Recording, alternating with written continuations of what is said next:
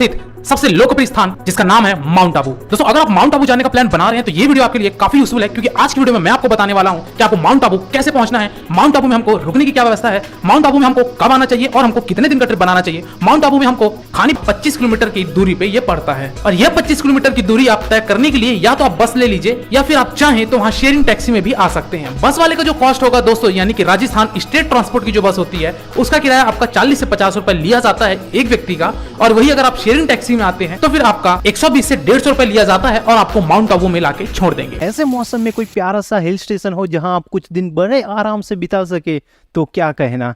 राजस्थान का एक लौता hill station जो करीबन 1220 मीटर मतलब 4000 फीट की हाइट पे है, जिसका प्राचीन नाम है अरबुदा, जो अब माउंट आबू के नाम से जाना जाता है। इस पहाड़ी इलाके के ठंडे और सुहाने मौसम का मजा लेने टूरिस्ट दूर दूर से यहाँ खींचे चले आते हैं। माउंट आबू केवल आज ही नहीं लेकिन बहुत पुराने समय से लोगों को लुभाता आया है। उस समय में भी जब राजा महाराजा या राजघराने को लोग राजस्थान की जबरदस्त गर्मी से बदहाल हो जाया करते थे, तब उनकी सबसे पहली पसंद माउंट आबू ही हुआ करती थी।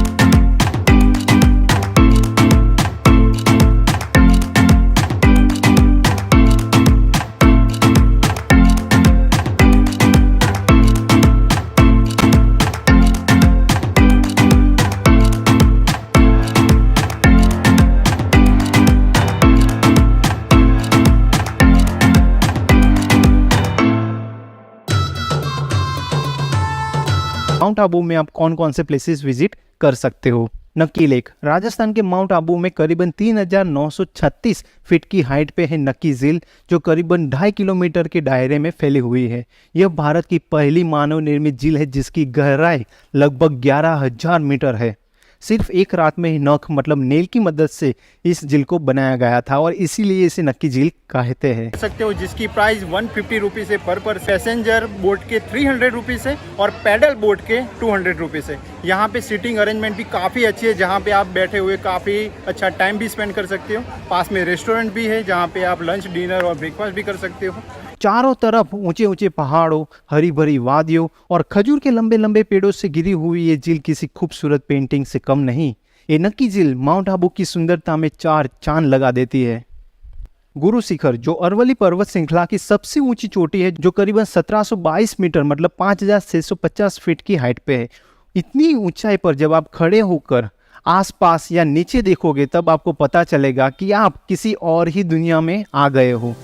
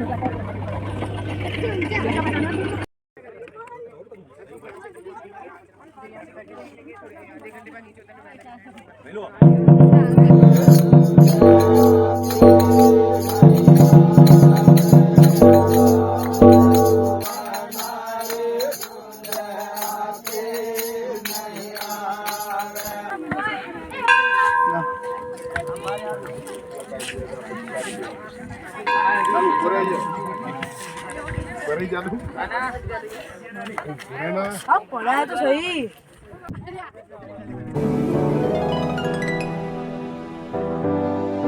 Sunset point.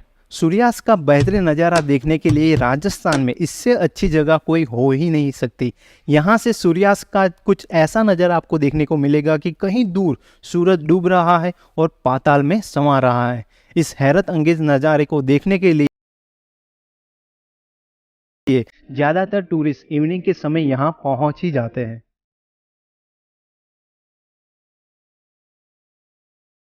रास्ते में चलते हुए हमें कुछ बच्चे मिले, हमने उनके साथ एंजॉय किया और कुछ पिक्चर्स खींची।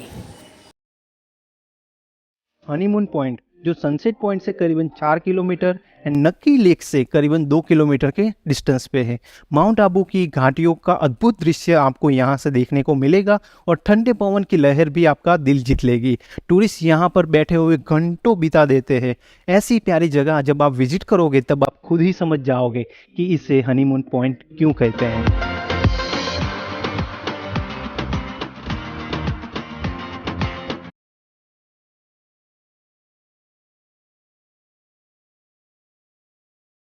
Toad Rock. नक्की झील के बिल्कुल पास में टोड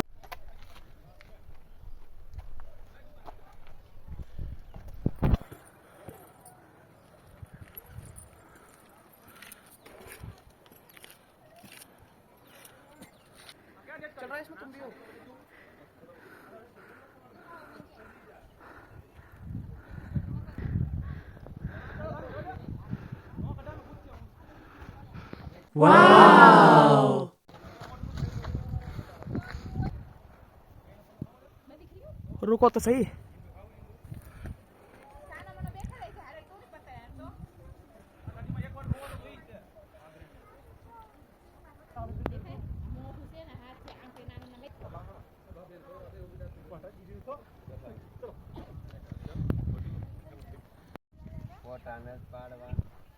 आपले पोट आहे ती पाडवाना पाडली तर नाही न पाडवाना आहे आला उभा થાય પછી माझा अभी जाते पाले अरे फोटो क्लिक करना मंगो शॉप में हैं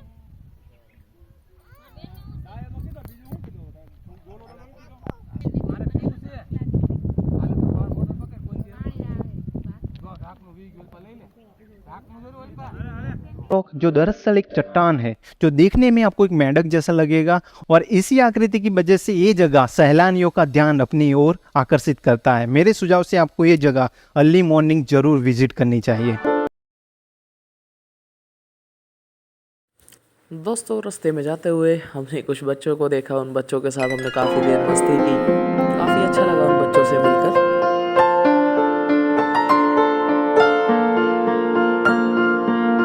गौमुख टेम्पल माउंट आबू में एंटर होते ही 1 किलोमीटर बाद गौमुख सर्कल है, वहां से करीबन 3 किलोमीटर के डिस्टेंस पे है गौमुख मंदिर जाने का रास्ता, जहां आप अपना व्हीकल पार्क करने के बाद करीबन 750 जितनी सीढ़ियां आपको नीचे उतरनी है।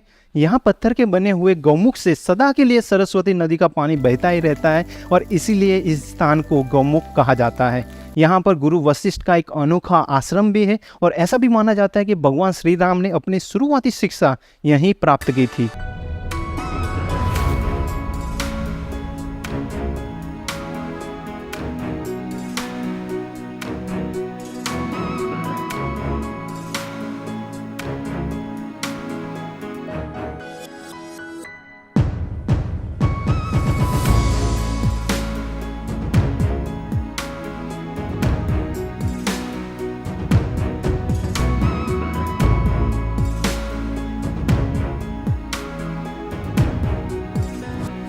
अर्बुदा देवी टेम्पल, जिसे अधर देवी टेम्पल भी कहा जाता है, जहां आपको करीबन 350 जितने स्टेप चलने होंगे। बाद में आप एक गुफा में बैठे हुए माता जी के दर्शन भी कर सकते हो। वैसे अधर का मतलब होता है होठ यानी लिप्स। 51 शक्तिपीठ में से यहाँ होठ का महत्व है।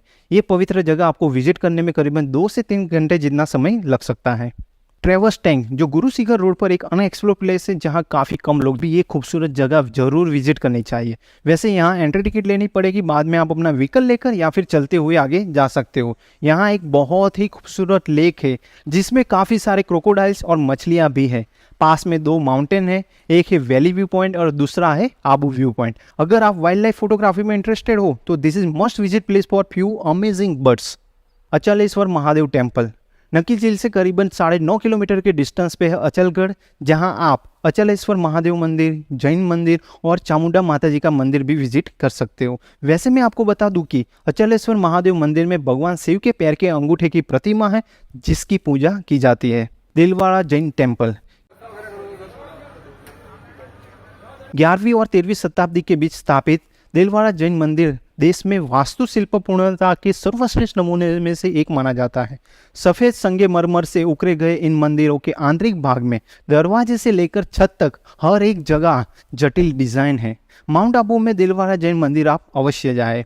दिलवाड़ा जैन मंदिर 5 मंदिरों से बने हैं: विमल वसाई, लूना वसाई, पित्तलहार, पार्श्वनाथ और महावीर स्वामी, जिनमें से सभी की अनुकरणीय संरचनाएं हैं और बेजोड़ आध्यात्मिक वाइब्स देते हैं। इसके अलावा भी आप Brahma Kumari home Shanti Bhavan, peace park, Mount Abu wildlife sanctuary, Swaminarayan Mandir और आबू शॉपिंग मार्केट इत्यादि इत्यादि जगह भी विजिट कर सकते हो। अब हम बात करते हैं कि आप माउंट आबू कैसे पहुंच सकते हो। माउंट आबू जयपुर से करीबन 500 किलोमीटर, उदयपुर से 160 किलोमीटर और अहमदाबाद से 230 किलोमीटर के डिस्टेंस पे है। अगर आप बाई फ्लाइट आना चाहते हो तो उदयपुर एंड अहमदाबाद नज़दीकी एयरपोर्ट है। अगर आप बाई ट्रेन आना चाहते हो तो आबू रोड नज़दीकी रेलवे स्टेशन है जो करीबन 26 किलोमीटर के डिस्टेंस पे है। अगर आप बाई बस या टैक्सी से आना चाहते हो तो राजस्थान या फिर अहमदाबाद से आपको पब्लिक एंड प्राइवेट ट्रांसपोर्टेशन भी मिल जाएगा। माउंट आबू पहुंच तो गए, लेकिन रहने के लिए अगर कोई अच्छी सी जगह मिल जाए तो इस ट्रिप में 4 चांद लग जाए। देखो वैसे तो माउंट आबू में होटल्स, रिसोर्ट, गेस्ट हाउस की कोई कमी नहीं है, आपको धर्मशाला और मंदिर भी मिल जाएगा रहने के लिए। लेकिन अगर आप नक्की लेक के आसपास में कोई होटल बुक कर रहे हो तो बेहतरीन व्यूज़ तो आपको मिलेगा ही मिलेगा, लेकिन कुछ प्लेसेस भी। माउंट आबू एक पॉपुलर डेस्टिनेशन है जहाँ आपको देश के कोने कोने से आए हुए लोग मिलेंगे और इसीलिए यहाँ आपको इंडिया की हर एक डिश खाने को मिल जाएगी। आप जिस होटल में रुक रहे हो वहाँ तो आपको फूड मिलेगा ही, लेकिन अच्छे रेस्टोरेंट की भी कोई कमी नहीं है। अब जो रहना, खाना पीना, कहाँ घूमना है वो सब पता है, लेकिन इस सब जगह पे कैसे जाए तो मैं आपको सबसे बेस्ट ऑप्शन बता देता हूँ। अगर आप नक्की लेक के आसपास में कहीं स्टे कर रहे हो तो Nakki lake, Toad Rock, Honeymoon Point, Om Shanti Bhavan, Arbuda Devi temple जैसे कुछ प्लेसेस आप बाय वॉक ही एक्सप्लोर कर। बुलेट जैसी बाइक के करीबन 800 रुपीज़, 4 व्हीलर करीबन 1200 से 1800 रुपीज़ की प्राइस होती है, जिसमें थार जैसी जो 4 व्हीलर होते हैं उसमें 2500 से 3000 रुपये तक पर डे चार्ज होता है, जो सीज़न के हिसाब से अप डाउन भी हो सकता है, लेकिन आपको बार्गेनिंग ज़रूर करनी है। वैसे तो माउंट आबू विजिट करने के लिए 2 दिन काफ़ी है, लेकिन अगर आप हर एक जगह को बड़े आराम से अपने टाइम के हिसाब से विजिट करना चाहते हो तो मिनिमम 5 दिन तो चाहिए ही चाहिए। यूजुअली वीकेंड में टूरिस्ट 2 दिन के लिए ये ट्रिप प्लान करते हैं और इन हसीन वादियों का मनमोहक नज़ारा एंजॉय करते हैं। माउंट आबू आप किसी भी सीज़न में विजिट कर सकते हो, लेकिन गर्मी के मौसम में आपको ज़्यादा टूरिस्ट देखने को मिलेंगे। लेकिन मेरे हिसाब से अगर आप मानसून में आ रहे हो तो ये प्यारा सा हिल स्टेशन किसी जन्नत से कम नहीं। अगर आप माउंट आबू के बारे में और भी ज़्यादा डिटेल में जानना चाहते हो तो मेरी माउंट आबू रिलेटेड जो प्लेलिस्ट है वो आप देख सकते हो, जो आपको स्क्रीन में यहीं कहीं दिख रही हो।